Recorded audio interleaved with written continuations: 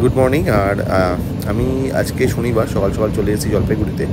তো কালকে ট্রেনে ওঠার সময় ব্লগ করা হয়নি, তার মধ্যে ছিলাম। তো এখানকার ওয়েদার খুবই ভালো, আর কলকাতা থেকে অ্যাটলিস্ট অনেক ভালো। প্রচণ্ড বৃষ্টি হচ্ছে এখানে। Everyone, welcome back to my channel. আশা করি তোমরা সকলে খুব ভালো আছো, আমরাও ভালো আছি। তো ঘড়িতে বাজছে এখন 9:30। সকাল সকাল বেরোচ্ছি, যাচ্ছি হচ্ছে একটা শ্যুটে। এই যে আগমনী শ্যুট, কে চিনতে পারছে? শৈলী আমার সাথে আছে।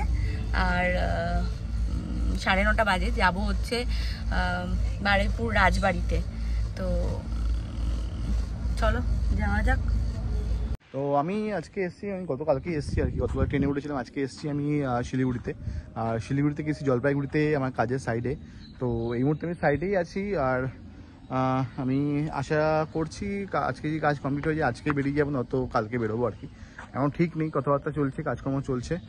তো আমি একটু বাইরে বেরোলাম আর কি। তো এই হচ্ছে ফ্যাক্টরি, যে ফ্যাক্টরিতে আমি কাজ করছি। আর এটা হচ্ছে টি ফ্যাক্টরি। টি ফ্যাক্টরি বলতে টি মেশিনারি এখানে বসে। চা পাতা বা চা গাছ এখানে নেই। তো চা পাতা এরা বাইরে থেকে কিনে এখানে টিটা ম্যানুফ্যাকচারিং করবে আর কি। এই হচ্ছে টি ফ্যাক্টরি আর কি। তো কাজ চলছে, ভেতরে মেশিনপত্র ফিটিং চলছে। মা দুর্গা যাচ্ছে আমাদের পোড়ো বাড়িতে, নিয়ে এসছি। হ্যাঁ, ব্লগ করি তো আমি, সাবস্ক্রাইব করে দিও।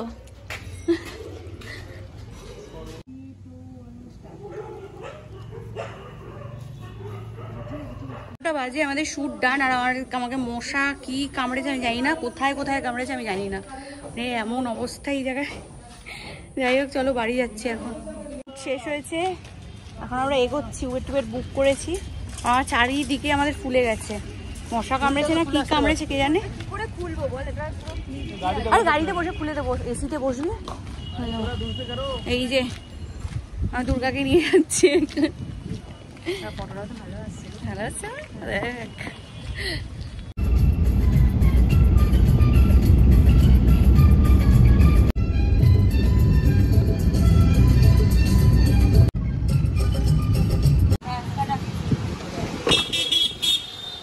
পৌনে 2টোর মতো বাজে। আর সময় ভিডিও কল করেছে, ওটা একটু ধরেন।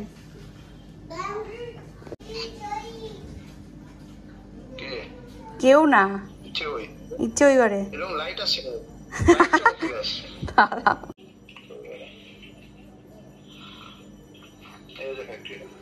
ও আচ্ছা আচ্ছা। তো এখন মোটামুটি 3টে বাজে, আর আমার কাজকর্ম মোটামুটি শেষ। এবার আমি বেরোবো আর কি। চলুন বেরিয়ে পড়ি। আর পেছনে ওয়েদারটা দেখতে পাচ্ছেন কি সুন্দর ওয়েদার। এখানকার টেম্পারেচার 26 ডিগ্রি, মানে ওয়েদার খুবই প্লিজেন্ট, আর জায়গাটাও খুবই সুন্দর। তো চলুন বেরিয়ে পড়ি এবার এখান থেকে। আমার কাজকর্ম মোটামুটি হয়ে গেছে, আমি এখন ফিরছি, গাড়িতে আছি। তাও কপাল ভালো, সকালবেলা যেটুকু বৃষ্টি পেয়েছিলাম, এখন বৃষ্টি একটু ধরেছে, তাই কাজকর্মগুলো একদিনের মধ্যে মিটিয়ে নিতে পারলাম। আমি এখন তিস্তা ব্রিজের ওপরে। তো তিস্তা ব্রিজে নর্মালি খুব একটা জল থাকে না, আর এখন বর্ষাকাল বলে তিস্তা নদী পুরো ভর্তি। আপনাদেরকে দেখাচ্ছি তিস্তা নদীর পরিস্থিতি।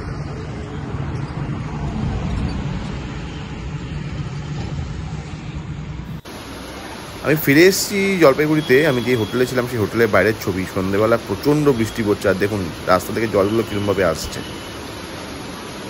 Good evening everyone. ঘড়িতে বাজছে প্রায় 5:30। আর ইচ্ছেকে ওর ম্যাম এসছে এই বাড়িতে পড়াতে, কারণ ওর এই সপ্তাহটা পড়া হয়নি বলে। তার জন্য এই বাড়িটা কাছাকাছি হবে বাড়ির থেকে, তার জন্য এখানে আসতে বলেছি। এখানে এসেছে, ও পড়ছে।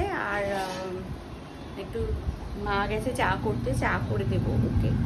এসে পর থেকে ঘুম তো পাচ্ছে, বাট ঘুম আর হলো না, কারণ টুকটাক এদিকে আওয়াজ, আমার আওয়াজে ঘুম হয় না এখন আর।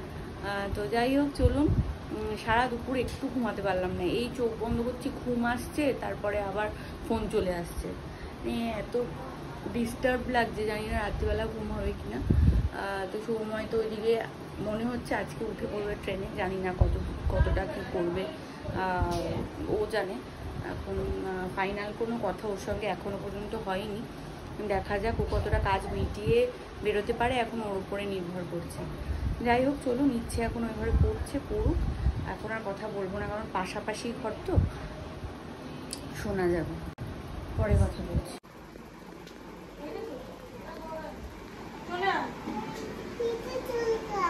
পিঠে চুলকাচ্ছে, বসো বসো।